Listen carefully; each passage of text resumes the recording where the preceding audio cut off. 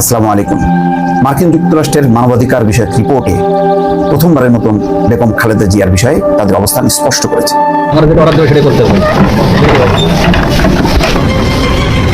মারাত্মক অনিয়মে বাধাগ্রস্ত হয়েছে বাংলাদেশের নির্বাচন। আন্তর্জাতিক পর্যবেক্ষকরা বলেছেন, বাংলাদেশে অনুষ্ঠিত সাম্প্রতিক নির্বাচনগুলো অবাধ সুষ্ঠু ছিল না। বার্ষিক মানবাধিকার প্রতিবেদনে এসব কথা বলেছে যুক্তরাষ্ট্র।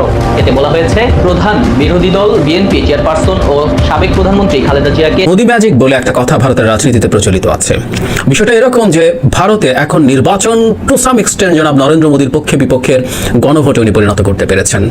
আসসালামু আলাইকুম রহমতুল্লাহি ওবারাকাতুহু। দর্শক মণ্ডলী, আপনাদের মাঝে আবারও ফিরে এলাম নতুন আপডেট একটি নিউজ নিয়ে। দর্শক, আপনাদের দেখাবো যে বেগম খালেদা জিয়া তিনি অনেক অসুস্থ ছিলেন, তিনি বিদেশে চিকিৎসা নিতে পারেননি। বর্তমানে তার পাশে এসে দাঁড়ালেন যুক্তরাষ্ট্র। দর্শক, বিষয়টি কতটুকু সত্য সেই বিষয়টুকু আপনারা ভিডিওটি দেখলে ভালোভাবে বুঝতে পারবেন। দর্শক, আপনাদের আরও দেখাবো যে ভারতে নরেন্দ্র মোদী তিনি মুসলমানদের উপর কিভাবে ক্ষিপ্ত হয়ে আসছেন সেই বিষয়টুকু আপনারা ভিডিওটি দেখবেন। ভিডিওটি দেখলে বুঝতে পারবেন। দর্শক, আরও অন্য অনেক বিষয় নিয়ে এই ভিডিও আলোচনা করা হয়েছে। আপনারা ধৈর্য সহকারে ভিডিওটি দেখলে বিষয়টি ভালোভাবে বুঝতে পারবেন। দর্শক, তাহলে চলেন আমরা মূল ভিডিও চলে যাই। আপনারা যারা এখনো পর্যন্ত আমাদের চ্যানেলটি সাবস্ক্রাইব করেননি তারা অবশ্যই আমাদের চ্যানেলটি সাবস্ক্রাইব করবেন এবং লাইক করবেন ও কমেন্টস করবেন এবং শেয়ার করে ভিডিওটি সবার মাঝে ছড়িয়ে দিবেন। তাহলে চলেন ভিডিওটি দেখে আসা যাক।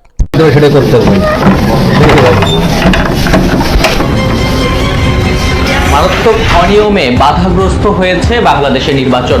আন্তর্জাতিক পর্যবেক্ষকরা বলেছেন, বাংলাদেশে অনুষ্ঠিত সাম্প্রতিক নির্বাচনগুলো অবাধ সুষ্ঠু ছিল না।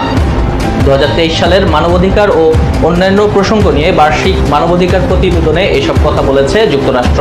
এতে বলা হয়েছে, প্রধান বিরোধী দল বিএনপি চেয়ারপারসন ও সাবেক প্রধানমন্ত্রী খালেদা জিয়াকে জেলখানা থেকে স্থানান্তর করে গৃহবন্দী অবস্থায় রাখা হয়েছে। চিকিৎসা নিতে বিদেশে যাওয়ার অনুমতিও দেওয়া হচ্ছে না এবং ভিন্ন মতাবলম্বী রাজনৈতিক নেতাকর্মীদের বিরুদ্ধে চালানো হচ্ছে খেয়াল খুশি মতো আটক ও গ্রেপ্তার।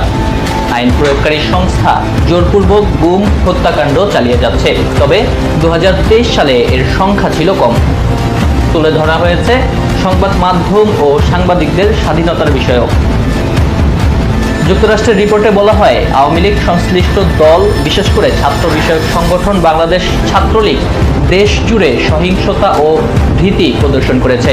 নির্দলীয় কোনো ব্যক্তি, বিরোধী দলের কেউ অথবা অন্য কেউ যদি তারা সরকারের সমালোচক বলে মনে হয়, তাহলে তাদের বিরুদ্ধে এই সহিংসতা ও ভীতি প্রদর্শন করে। এক্ষেত্রে তারা দায়মুক্তি পায়।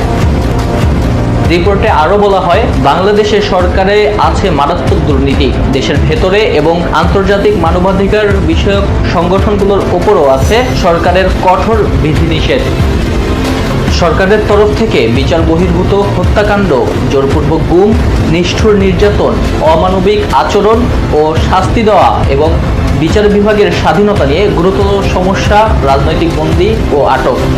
আসসালামু আলাইকুম। মার্কিন যুক্তরাষ্ট্রের মানবাধিকার বিষয়ক রিপোর্টে প্রথমবারের মতন বেগম খালেদা জিয়ার বিষয়ে তাদের অবস্থান স্পষ্ট করেছে।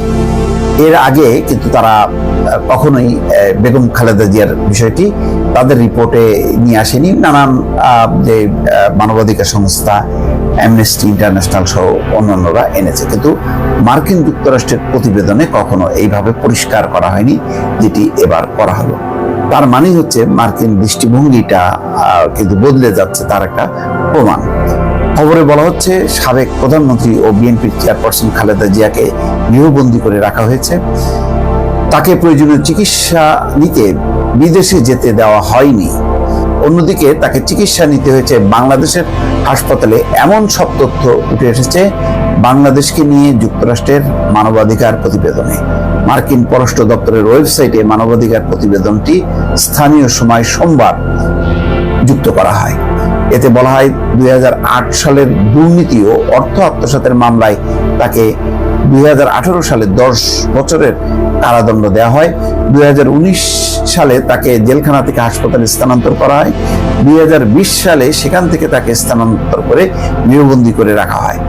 রাজনৈতিক বন্দী ও আটক ব্যক্তিদের বিষয়ে বলা হয়, আন্তর্জাতিক ও দেশের ভেতরকার আইন বিশেষজ্ঞরা বলেছেন, বিরোধী দলীয় নেত্রী খালেদা জিয়ার বিরুদ্ধে যে অভিযোগ আনা হয়েছে তার তথ্য প্রমাণে ঘাটতি আছে।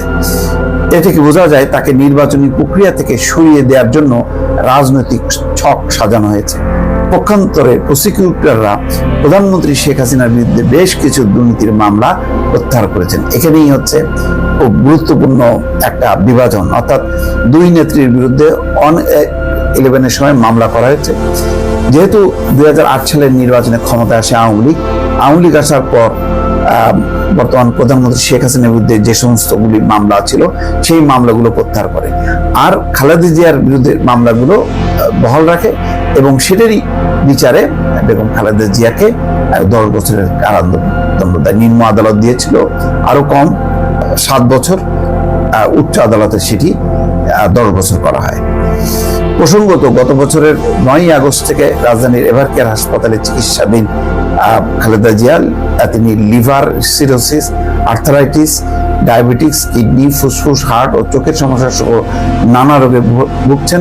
তার হার্টের 3টি ব্লকের মধ্যে একটিতে রিং করানো হয়েছে। তো মার্কিন যুক্তরাষ্ট্রের এই যে এবারের একদম রিপোর্টে তারা কিন্তু পরিষ্কার করছে বাংলাদেশে যে বিরোধী দলকে অর্থাৎ তার প্রধানকে বেগম খালেদা জিয়াকে আসলে দুর্নীতি মামলা দিয়ে কুপকাত করার যেই প্রচেষ্টা, তার মূল উদ্দেশ্য হচ্ছে নির্বাচন থেকে দূরে সরিয়ে রাখা, অর্থাৎ ক্ষমতায় থাকা এবং বিরোধী পক্ষ তার প্রধান শক্তিশালী পক্ষ যাতে দুর্বল থাকে, কারাবন্দী থাকে, নেতৃত্ব যাতে বিভ্রান্ত থাকে, তেমন একটি মানসিকতা থেকে এই অর্থাৎ রাজনৈতিক একটা প্রতিহিংসার চর্চা সেটি যে করা হচ্ছে বিএনপির পক্ষ থেকে এতদিন থেকে যেটি বলা হচ্ছিল সেটি কিন্তু মার্কিন যুক্তরাষ্ট্রের মানবাধিকার রিপোর্টে সেটি একটা স্বীকৃতি মিলল। মোদি ম্যাজিক বলে একটা কথা ভারতের রাজনীতিতে প্রচলিত আছে। বিষয়টা এরকম যে ভারতে এখন নির্বাচন টু সাম এক্সটেন্ট জনাব নরেন্দ্র মোদীর পক্ষে বিপক্ষের গণভোটে উনি পরিণত করতে পেরেছেন।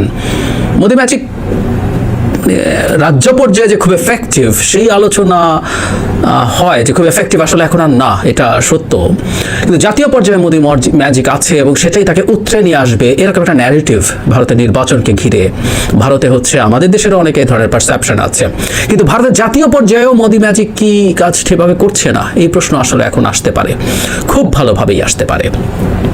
আমরা এর মধ্যে খেয়াল করেছি জনাব নরেন্দ্র মোদী মুসলিমদের বিরুদ্ধে হেট স্পিচ দিয়েছেন এবং তার রিয়াকশনে ভারতের নির্বাচন কমিশনের এখন পর্যন্ত কোনো পদক্ষেপ না নেওয়া ভারত রাষ্ট্রের ভবিষ্যৎ সম্পর্কে কতগুলো ইশারা দেয় সেগুলো নিয়ে একটু কথা বলতে চাই।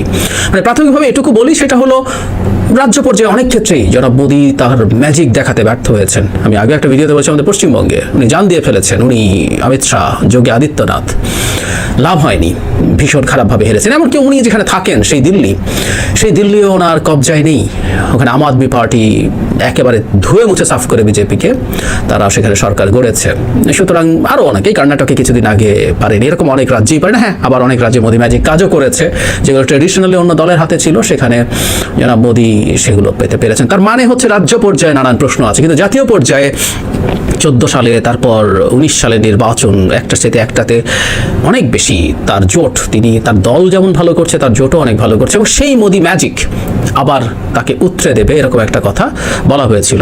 এমনকি যারা তার এই তত্ত্বের পক্ষে আছেন যে তার নামেই জাতীয় পর্যায়ে জিতে যাবে, তারাও জনাব মোদি যে ডেলিভার করতে পারছেন যা যা একটা দেশকে, একটা ভারতের মতো একটা অসাধারণ সম্ভাবনা দেশের উন্নয়ন এবং সেই উন্নয়নকে মানুষের কাছে পৌঁছে দেয়, এগুলোতে যে তার ফেইলিয়ার আছে সিরিয়াস, এটা তারাও স্বীকার করেন। কিন্তু ওনারা বলেন যে মোদির মধ্যে এক ধরনের ম্যাজিক আছে এবং তার ঠিক সেই অর্থে পাশাপাশি প্যারালাল দাঁড়ানো আর কোনো নেতা নেই।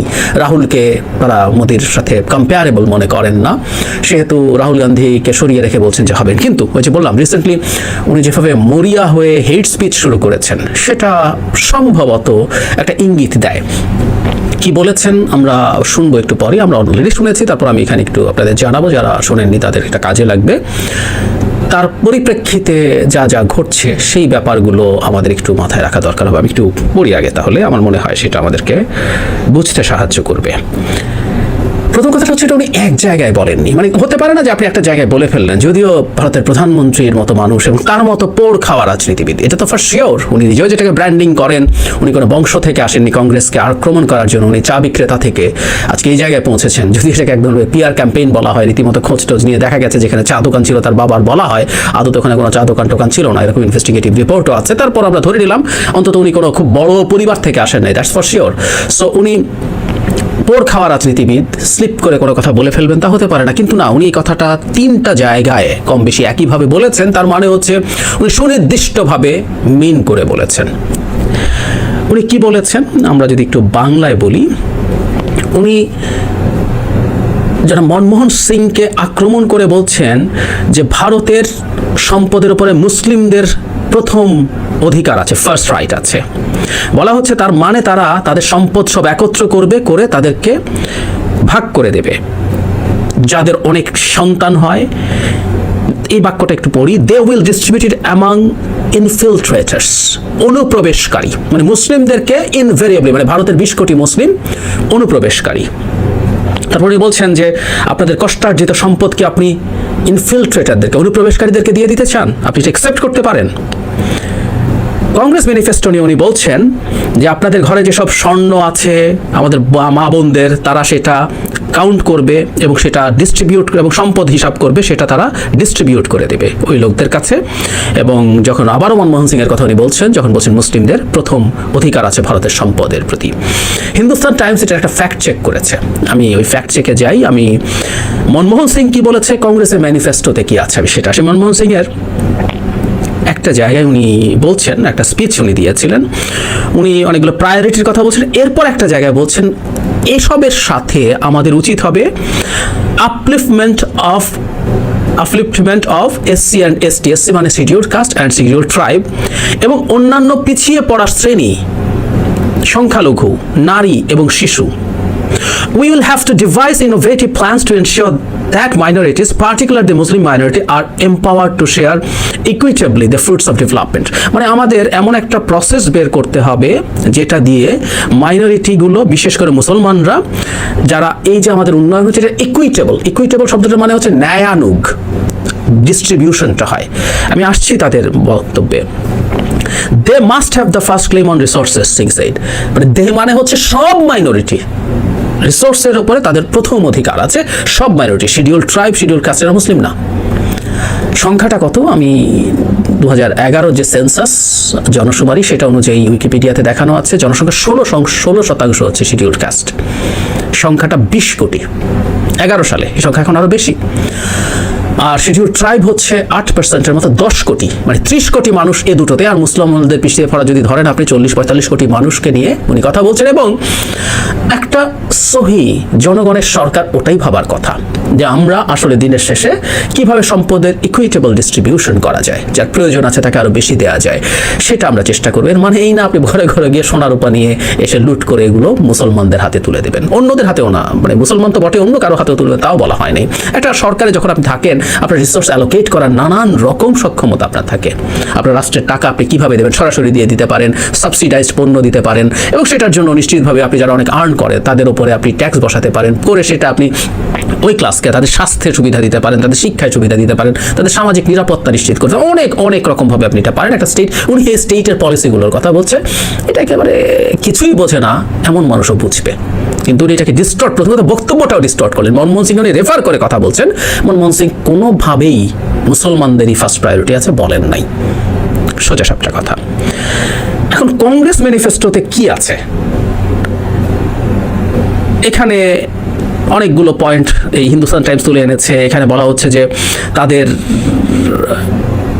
ইকোনমিক এম্পাওয়ারমেন্টের জন্য যারা পিছিয়ে পড়া মাইনরিটি আছে বা পিছিয়ে পড়া মানুষ আছে, তাদের জন্য ব্যাংকের থেকে institutional credit to minorities and without discrimination credit দেবে। কিন্তু যেটা গুরুত্বপূর্ণ পয়েন্ট সেটুকু পড়ি, Congress will conduct a nationwide socio-economic and caste census to enumerate the castes and subcastes and their socio-economic conditions. Based on the data, we will strengthen the agenda for affirmative actions.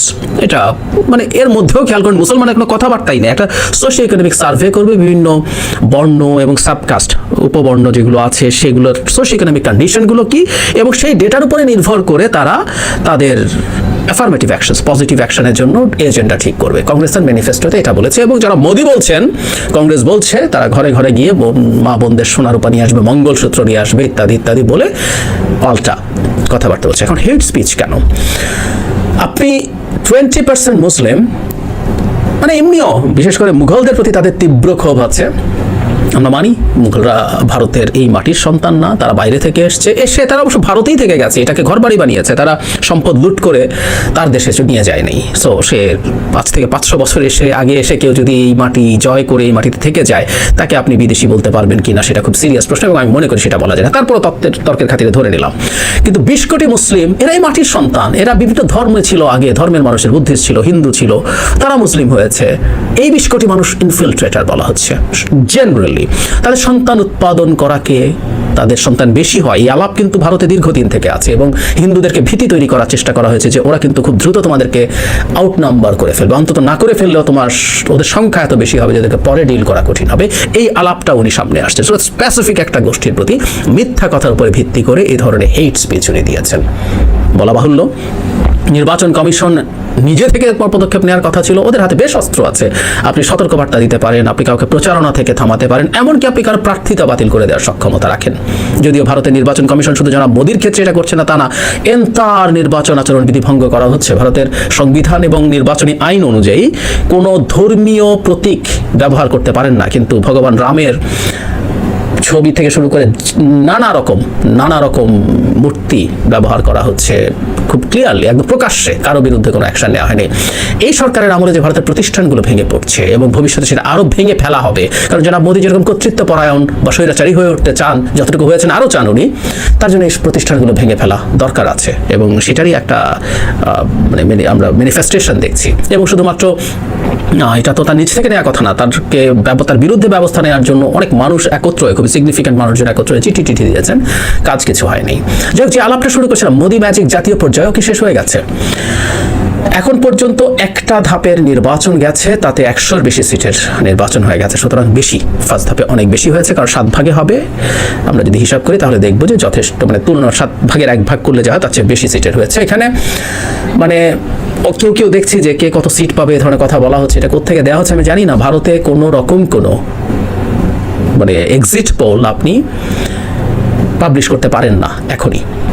Exit pole আপনি করতে পারেন, কিন্তু এটা data বাইরে আসবে না। এটা স্পষ্ট আইন আছে, শেষ ধাপ, তার 1 জুন যে 7ম ধাপের নির্বাচন হবে তার আগে এক্সিট পোল পাবলিশ করা যাবে না। সুতরাং এখন পর্যন্ত ওটা নাই। কিন্তু একটা ইনফরমেশন আমাদের সামনে এসছে, সেটা হচ্ছে গতবারের তুলনায় 4.4% ভোট কম পড়েছে। এই কম পড়াটাকে কেউ বলছেন যে বিজেপি এই ব্যাপারটায় খুবই টেনশনে আছে, যদিও পাল্টা যুক্তি আছে। বিজেপি যেরকম ক্যাডার ভিত্তিক, তাদের আরএসএস সহ যে পরিমাণ ক্যাডার ভিত্তিক আছে, তাদের ভোটার কম এসছে এটা মনে করার কথা না, কম আসলে অন্য জায়গা থেকে আসবে। কিন্তু তারপরও তারা মনে করছে যে কম আসাটা তাদের জন্য একটা নেগেটিভ সাইন, কারণ বিজেপি অকল্পনীয় রকম মাঠে দৌড়েছে, যারা মোদি দৌড়েছেন এবং তারা 400 সিট 400 পার তাদের স্লোগান এনেছে ইত্যাদি করে, কিন্তু এখন কম হচ্ছে। কিন্তু আমার কাছে আরেকটা জিনিস মনে হয়, আমার ধারণা হচ্ছে বিজেপি নিজস্ব ইনফরমেশন নেয়ার কিছু পথ আছে, বা এক্সিট পোল তো করছে, এক্সিট পোলের রেজাল্ট আপনি এখন দিতে পারবেন না, পাবলিক করতে পারবেন না, কিন্তু এক্সিট পোল করা হচ্ছে, সরকারের দিক থেকেও নানাভাবে করার চেষ্টা করা হতে পারে। আমার খুব ধারণা তারা জানতে পেরেছে বিজেপি আসলে ভালো করছে না। জনাব মোদি ভীষণ দৌড়াচ্ছিলেন, কেউ তার দৌড়াদৌড়ি দেখে বলছে যে তার দৌড় দেখে মনে হয় যে তিনি বিরোধী দলে আছেন, তিনি ক্ষমতায় যেতে চান অ্যাট এনি কস্ট। আবার কেউ ব্যাখ্যা করছেন যে আসলে এটা উনি করছেন কারণ উনি যে কথাটা বলে ফেলেছেন নিজের দলের জন্য 370 আর জোটের জন্য 400 পার করবেন, সেটাকে এনশিওর করার জন্য উনি এগুলো করছেন। আমার কাছে এখন পাল্টা একটা কথা মনে হয়, আমি কিছুদিন আগেই একটা ভিডিও করেছিলাম এই নির্বাচনে যেদিন শুরু হলো, সেই নির্বাচনে আসলে কি হতে পারে এটা নিয়ে পারাকালা প্রভাকর, উনি একজন বিখ্যাত ইকোনমিস্ট, পলিটিক্যাল অ্যানালিস্ট, এক্সিস্টিং ভারতীয় সরকারের অর্থমন্ত্রী নির্মলা সীতারামনের হাজব্যান্ড, উনি একটা কথা বলেছেন। উনি অবশ্য বলছেন বিজেপি হেরেই যাবে, উনি মনে করেন না কোনোভাবে মোদি আবার প্রাইম মিনিস্টার হচ্ছেন, কিন্তু উনি একটা কথা বলেছেন উইচ ইজ ভেরি সিগনিফিক্যান্ট, যে মাঠে এই আলাপটা প্ল্যান করে ছাড়া হয়েছে যে বিজেপি 370 আর জোট 400 পাবে, যাতে এই আলাপটাই মাঠে থাকে এবং মানুষের মধ্যে, এখন তো গদি মিডিয়া সব, এটা ভারতে এখন সমানে বলা হয়, এই শোরটা তুলে দেওয়াতে যে সে হারতে পারে, এই আলাপটা এখন আর নাই। আলাপটা হচ্ছে ও 400 পাবে নাকি পাবে না, 370 পাবে না, এবং তারা যদি পেয়ে যায় 2/3 মেজরিটি যদি তার হয়ে যায়, তাহলে উনি কি চেঞ্জ করবে। আমি ওই জায়গায় নিয়ে আরেকদিন একটা ভিডিও করব, যদি পেয়ে যায় আসলে কি হতে পারে, আমাদের কপালে কি আছে, আমাদের কপাল ভারতের কপালের সাথে এই সাবকন্টিনেন্টের কপালও সামহাও জড়িত হয়ে যাচ্ছে বা গেছে।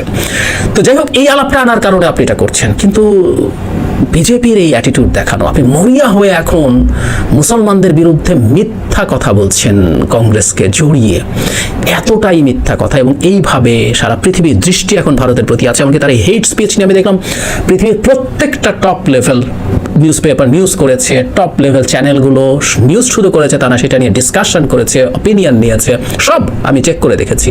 তারপরে উনি এটা করছেন। এতে একটা জিনিস খুব স্পষ্ট, যারা মোদিও সম্ভবত বুঝতে পারছেন মোদি ম্যাজিক জাতীয় পর্যায়ে যেটা একেবারে অবিসংবাদিত ছিল, যেটা কাজ করবেই, এটা আগের মতো আর কাজ করছে না। নির্বাচনে জিততে তাদেরকে যথেষ্ট কাঠখড় পোড়াতে হবে, এবং ফিরে গেছেন তাই তারা তাদের আদি অকৃত্রিম যে কৌশল, কারণ বাকি কিছু পারেন। আপনি 10 বছর ক্ষমতায় আছেন, আপনি মানুষের তেমন কিছু করতে পারেন নাই 10 বছর ক্ষমতায় থেকেও, সুতরাং সবার বিকাশ আপনি নিশ্চিত করতে পারেন নাই। সুতরাং ওই জায়গায় যাওয়া এখন ফাইনালি যাবতীয় যত ঝুঁকি আছে সব কিছুর পরও ক্রমাগত নিয়ে কথা বলছেন, এবং সামনে আমরা দেখব এটা হয়তো উনি আরো বাড়াবেন, কন্টিনিউ করবেন, কারণ এটাই তার শেষ ভরসা। এবং এই শেষ ভরসায় যাওয়া দেখে আমাদের মনে হওয়া উচিত মানে মোদি ম্যাজিক যেটা, উনি গেলেই হয়। উনি কিন্তু মুসলমানদেরকে টার্গেট করে অন্যরা, অমিত শাহ বা অনেকেই, যোগী আদিত্যনাথ অনেক কথা বলেছে, কিন্তু যেন মোদি এত স্পষ্টভাবে খুব বেশি কথা বলেননি, খুব বেশি বার বলেননি। উনি বলছেন, তার মানে হচ্ছে ওনার ম্যাজিক শেষের পথে। এরপরও কি আমরা মনে করবো তারা জিতবেই না? হ্যাঁ, জিততে পারে, কিন্তু আমি মনে করি 370-400 এগুলো খোয়াব। 272 জোট মিলে 272, হ্যাঁ বিজেপিও না, জোট মিলে 272 মানে সরকার গঠন করার মতো সংখ্যাগরিষ্ঠতা হয়তো তারা পেয়ে যাবে। এর চেয়ে খুব বাড়াবাড়ি কিছু হবে। সময় ধরে আপনারা সম্পূর্ণ ভিডিওটি দর্শকরা দেখেছেন যে দর্শক বর্তমানে যুক্তরাষ্ট্র সাবেক প্রধানমন্ত্রী বেগম খালেদা জিয়াকে নিয়ে তার চিকিৎসা নিয়ে তারা কি কথা বলছেন, আপনারা ভিডিওটি দেখার পরে ভালো বিষয়টি ভালো বুঝতে পেরেছেন। এবং নরেন্দ্র মোদী তার নির্বাচন নিয়ে কি আলোচনা করা হয়েছে সেই বিষয়টুকু আপনারা এই ভিডিওটি দেখে বুঝতে পেরেছেন। দর্শক, তাহলে আজকের মতো ভিডিও এখানে শেষ করছি। সকলে ভালো থাকবেন, সুস্থ থাকবেন, আল্লাহ হাফেজ।